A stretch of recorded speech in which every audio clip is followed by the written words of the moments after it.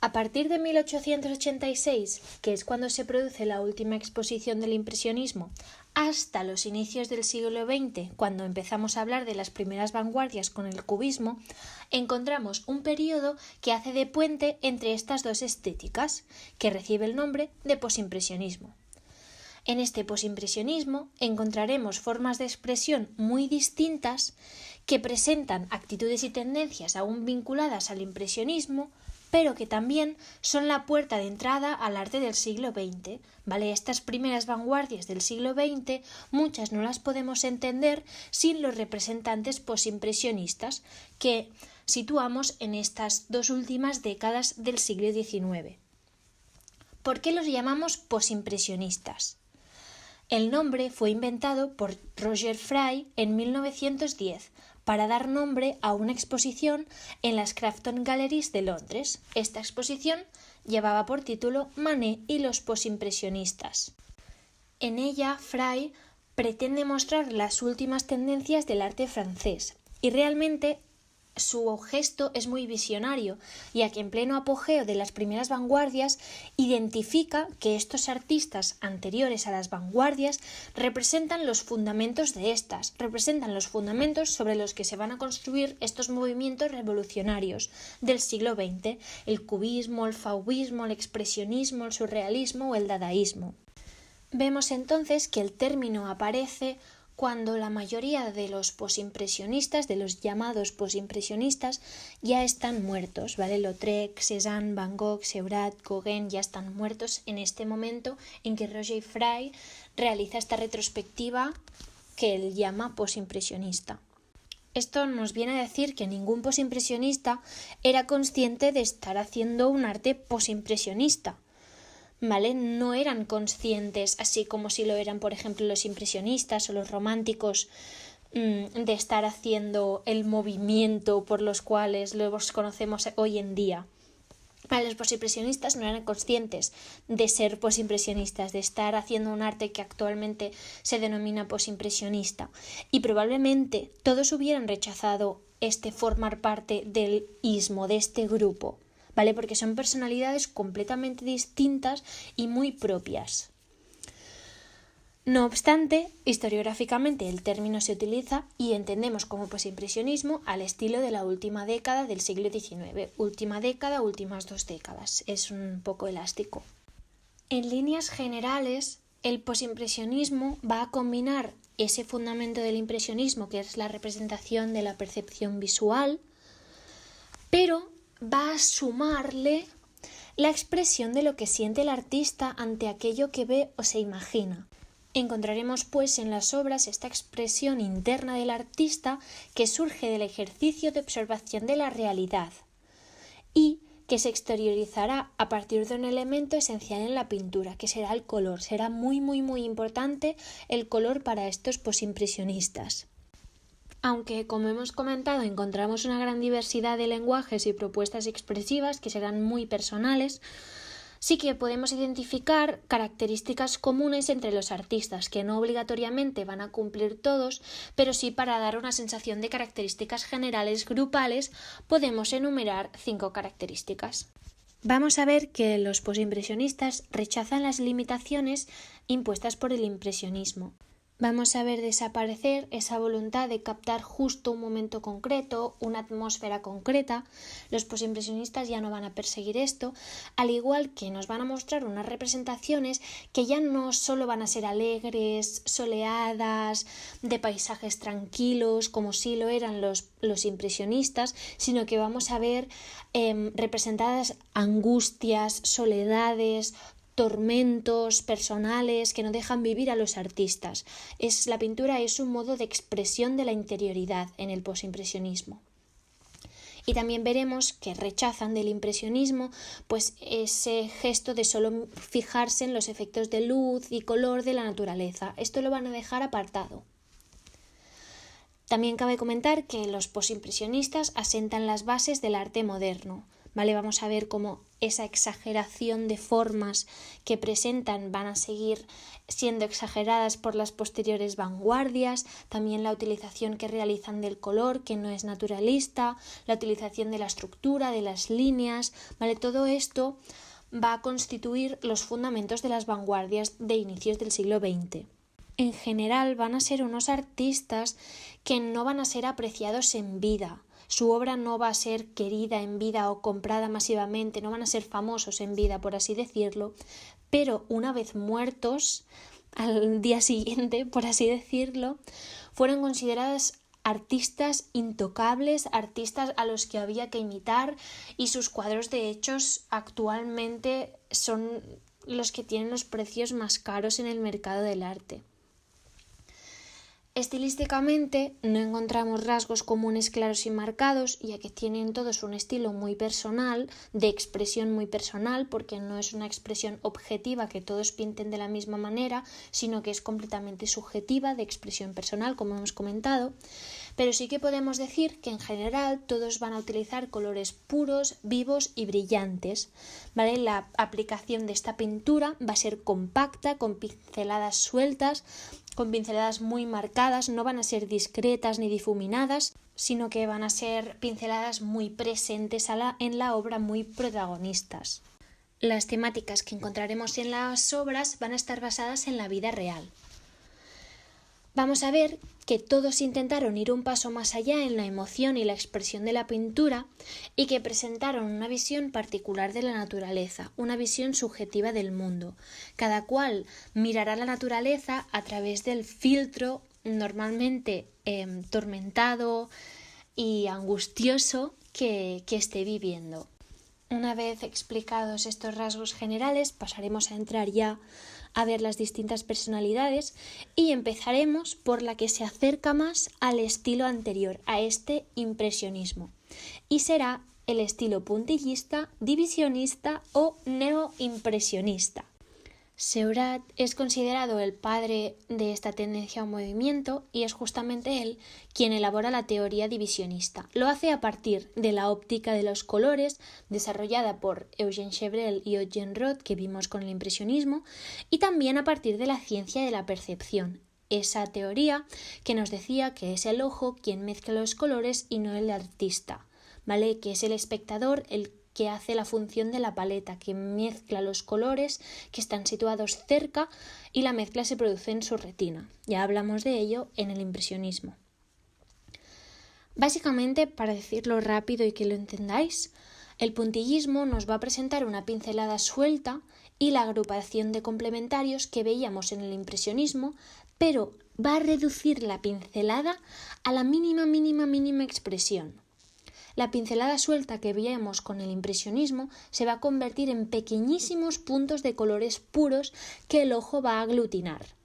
Ya no encontramos trazos de color como encontramos en el impresionismo con las obras de Monet, Renoir, Sisley, sino que vamos a encontrar puntos. De hecho, por eso se llama puntillismo. Van a ser puntos de colores minúsculos puestos uno al lado del otro que, mirado a distancia, nos van a dar una representación artística. Temáticamente, vemos que Seurat se mostró interesado por la vida moderna de París, con sus monumentos como la Torre Eiffel, los paisajes y la cotidianidad de la gente. Esta cotidianidad la podemos ver reflejada en esta tarde de domingo en la isla de la Grande Jatte, donde Seurat retrata el París de la Belle Époque. Nos muestra un domingo cualquiera en esta isla del Sena, llena de gente que descansa, juega, pesca, pasea, etc. Otros artistas contemporáneos como Signac cogerán de Seurat la técnica y liberarán el color del objeto. Esta liberación del color respecto del objeto a la larga nos va a llevar a movimientos de vanguardia como el faubismo. Tenemos que decir, pero, que este estilo puntillista terminará por fracasar, ya que en los 80 del siglo XIX este tipo de obras ni se entendió, ni acabó de gustar, ni fueron valoradas.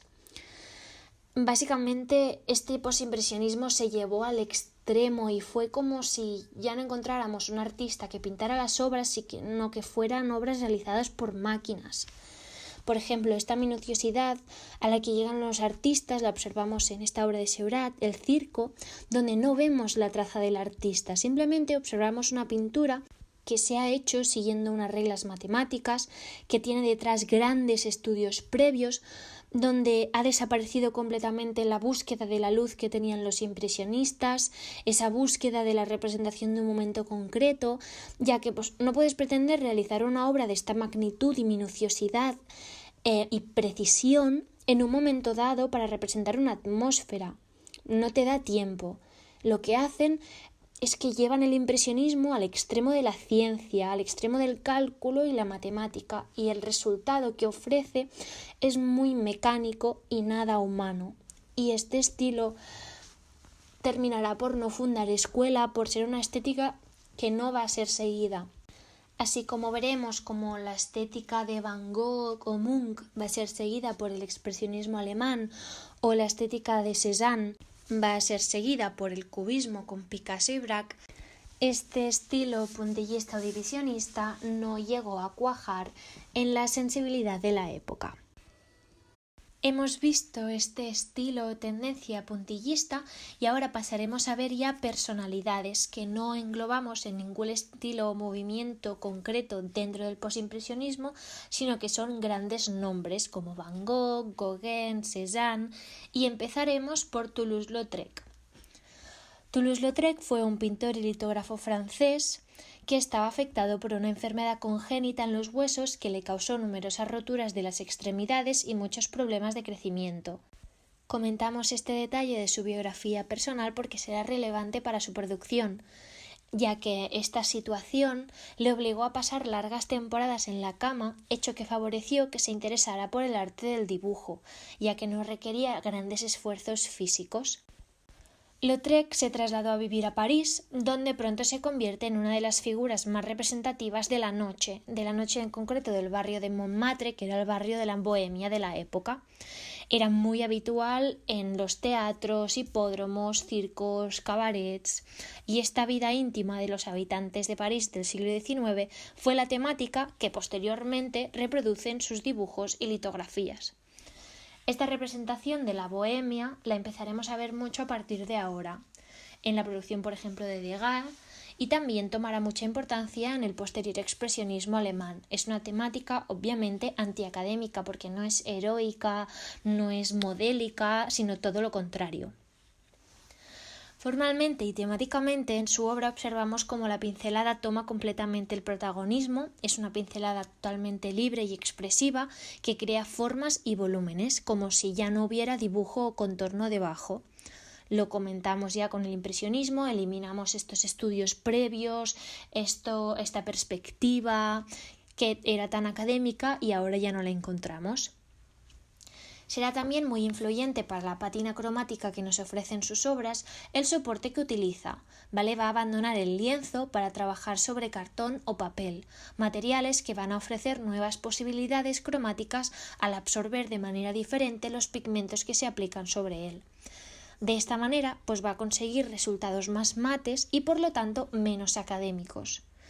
Como nos podemos imaginar, y ya lo hemos dicho, hablando de la temática hace nada, estos posimpresionistas van a ser lo más alejados de la academia que podamos encontrar en este momento. Su obra está llena de espontaneidad, destaca el dinamismo sorprendente de sus escenas y personajes, vamos a encontrar una gran influencia de la fotografía, son como la captación de instantes fotográficos mientras la gente baila, mientras la gente habla, son retratos de la vida cotidiana de la gente. En este sentido podemos decir que sus dibujos son unos excelentes apuntes del natural. Destacan también los encuadres innovadores, los trazos rápidos y expresivos que definen a la perfección a los personajes, a las situaciones y a las atmósferas.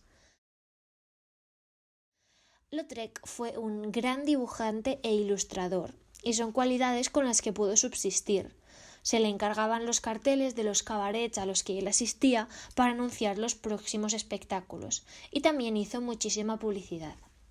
Por otro lado, sus pinturas al óleo son escasas, pero en ellas, las pocas que hizo, se observa el mismo gusto por los ambientes y personajes bohemios, la espontaneidad, el movimiento, los encuadramientos inusuales, inspirados en los de la fotografía y la estampa japonesa. Será muy importante la influencia del japonismo en este arte.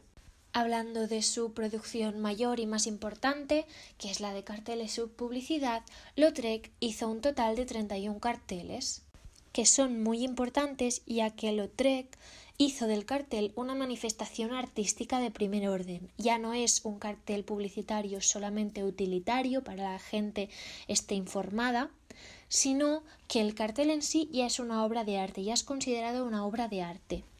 Su estilo está caracterizado por las apariencias caricaturescas, la ironía y la inquietud que transmiten sus personajes. Compositivamente encontramos la utilización de una diagonal y Lautrec va ubicando las figuras en distintos planos para generar una sensación de profundidad. Entre sus carteles más conocidos hay que destacar el de Moulin Rouge, donde con un detallismo evidente vemos a la Gulul bailando con dinamismo en el centro de la composición. Para finalizar con este autor y para ver la repercusión que tuvo en la sociedad de la época, tenemos que decir que su obra no fue siempre aclamada. Para los críticos del momento, más académicos, los dibujos eran desagradables y los personajes casi bordeaban la indecencia. Eran consideradas obras nada inmorales debido a estos ambientes sórdidos en los que se hallaban las representaciones. Afectado por la adicción al alcohol que tenía y con una neurosis creciente y después de haber sido internado en varias clínicas, Toulouse-Lautrec murió cuando tan solo tenía 36 años. Siguiendo en el ámbito francés, encontramos a Edgar Degas, con quien recuperaremos la representación del aquí y ahora de los impresionistas. De hecho, la obra de Degas se cataloga tanto como impresionista como posimpresionista, depende de la obra. Ya que es cierto que Degas expuso con el grupo impresionista, pero siempre se mantuvo a una cierta distancia generando un estilo muy personal, tanto por su técnica, ya que no pinta al exterior, ni aplica los colores a la manera impresionista, ni por los temas que trata, esos temas que se acercan más a Toulouse-Lautrec y al mundo de las bailarinas, a esa danza clásica. Entonces encontramos un estilo muy personal que podría situarlo dentro del posimpresionismo, pero también el hecho de que formara parte o expusiera con los impresionistas hace que no podamos desvincularlo de ese movimiento. Degas representa a las bailarinas calentando antes del espectáculo, casi fotografiando con la pintura lo que está viendo. Esta noción de instantánea fotográfica la encontraremos presente en la mayor parte de su producción. Una muestra de ello es que en algunos cuadros sus bailarinas se están rascando la espalda o están mirándose el vestido, básicamente pues como si hubieran sido pilladas en ese mismo instante.